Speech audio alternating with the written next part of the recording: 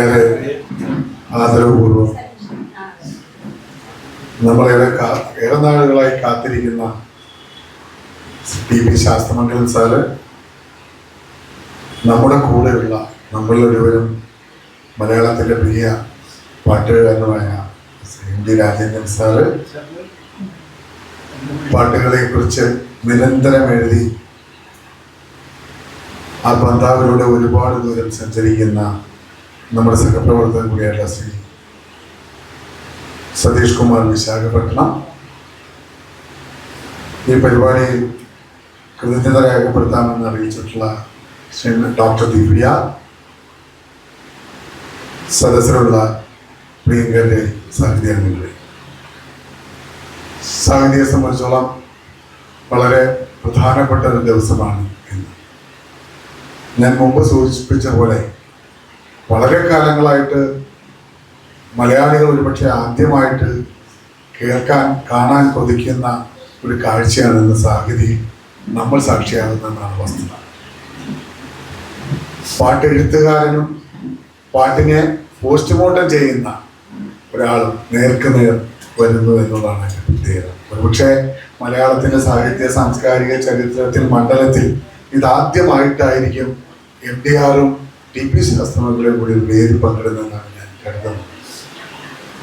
അത് വളരെയേറെ കൗതുകമുള്ള, വളരെ പ്രാധാന്യമുള്ള ഒരു കാഴ്ചയാണ്, കേൾവിയാണ് എന്ന് ഞാൻ കുറച്ച് വിശ്വസിക്കുന്നുണ്ട്. അതിനെല്ലാം ഉപരിയായിട്ട്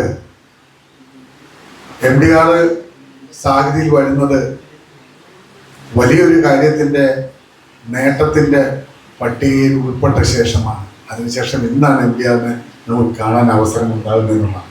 അത് മറ്റൊന്നുമല്ല, മലയാളത്തിലെ ഏറ്റവും വലിയ സാഹിത്യ പുരസ്കാരമായ 5 ലക്ഷം രൂപയുടെ സാഹിത്യ പുരസ്കാരമായ എഴുത്തമ്മ പുരസ്കാരം ഈ വർഷം നേടിയത് എം.ടി.ആർ ആയിരുന്നു.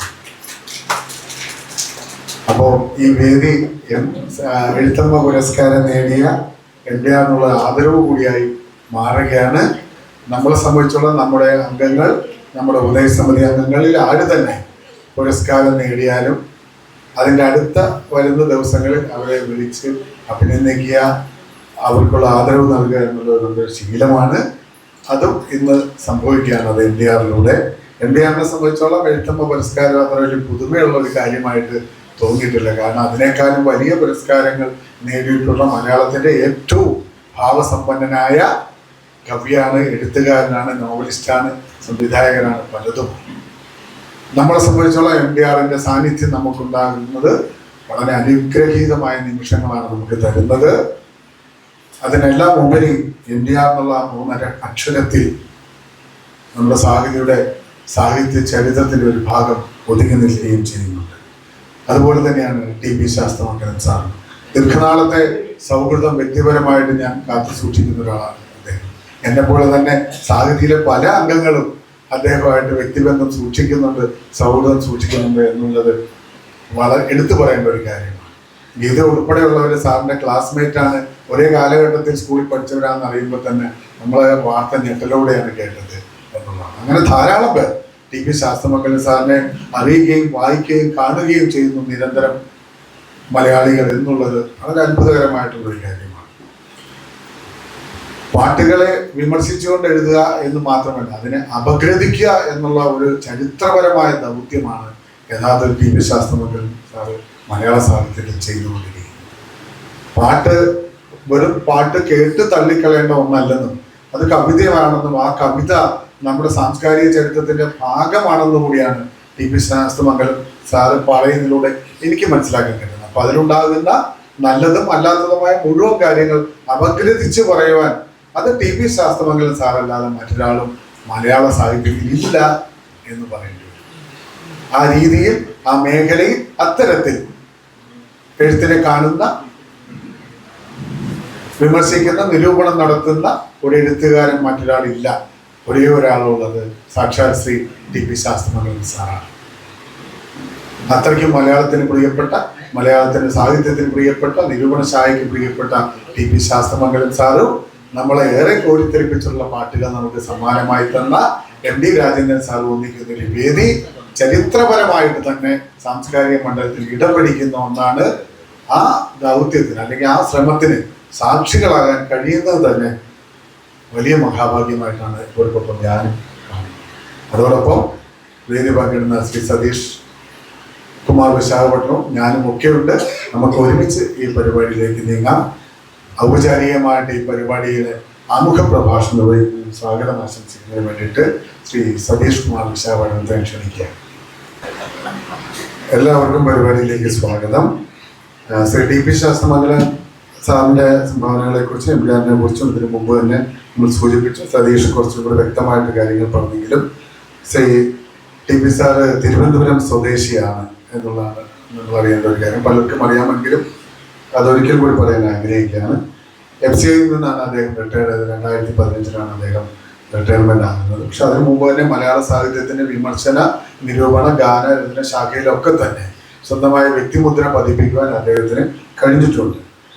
ധാരാളം പുസ്തകങ്ങൾ അദ്ദേഹം പ്രസിദ്ധീകരിച്ചിട്ടുണ്ട്. സിനിമാ വാരികകൾ, സാഹിത്യ മാസികകൾ, ചാനലുകളിലൊക്കെ തന്നെ നിരവധി ഗാനസംബന്ധിയായിട്ടുള്ള പരിപാടികൾ അവതരിപ്പിക്കുകയും എഴുതുകയും ഉണ്ടായിട്ടുണ്ട്.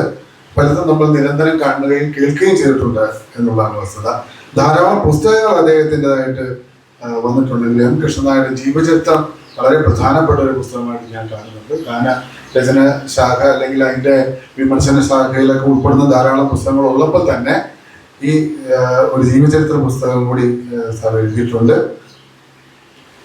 അവാർഡുകൾ, നിരവധി പുരസ്കാരങ്ങൾ അദ്ദേഹത്തെ തേടിയെത്തിയിട്ടുണ്ട്. അദ്ദേഹത്തിൻ്റെ രചനകളെ മുൻനിർത്തിക്കൊണ്ട് തന്നെ അങ്ങനെ സാഹിത്യത്തിൻ്റെ വിമർശന, നിരൂപണ മേഖലകളിലൊക്കെ തന്നെ തൻ്റെതായ സംഭാവനകൾ നിർവഹിച്ചിട്ടുള്ള ടി.പി. ശാസ്ത്രമംഗലം സാറ്.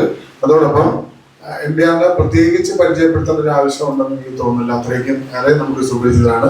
മലയാള ഗാന, കവിതാ ശാഖയിലൊക്കെ തന്നെ വ്യക്തിമുദ്ര പതിപ്പിച്ചിട്ടുള്ള മഹാകവികളുടെ ഗണത്തിൽപ്പെടുത്താവുന്ന ഒരാളാണ് NT രാജേന്ദ്രൻ സാറ്. ലളിതഗാന ശാഖയിൽ സംഭാവനകളുണ്ട്. നോവലും കഥകളും ഉൾപ്പെടെ തിരക്കഥകൾ എഴുതിയിട്ടുണ്ട്. അതുപോലെ തന്നെ സംഗീത സംവിധായകനാണ്, സിനിമാ സംവിധായകനാണ്. നിരവധി മേഖലകളിൽ തൻ്റെതായിട്ടുള്ള ഒരു കയ്യൊപ്പ് ചാർത്തിയിട്ടുള്ള ഒരു കലാകാരൻ, എഴുത്തുകാരൻ എന്ന നിലയിൽ നമുക്ക് വിലയിരുത്താവുന്ന ആളാണ് ശ്രീ NT രാജേന്ദ്രൻ സാർ. രണ്ടുപേരുടെയും പ്രഭാഷണങ്ങളിലേക്ക് നമുക്ക് ഒട്ടും സമയം കളയാതെ, ഔപചാരികത ഒന്നുമില്ലാതെ നേരിട്ട് കിടക്കാം. ആദ്യം നമ്മോട് സംവദിക്കുന്നത് ശ്രീ ടി.പി. ശാസ്ത്രമംഗലം സാറാണ്. സാറിനെ ക്ഷണിക്കുക.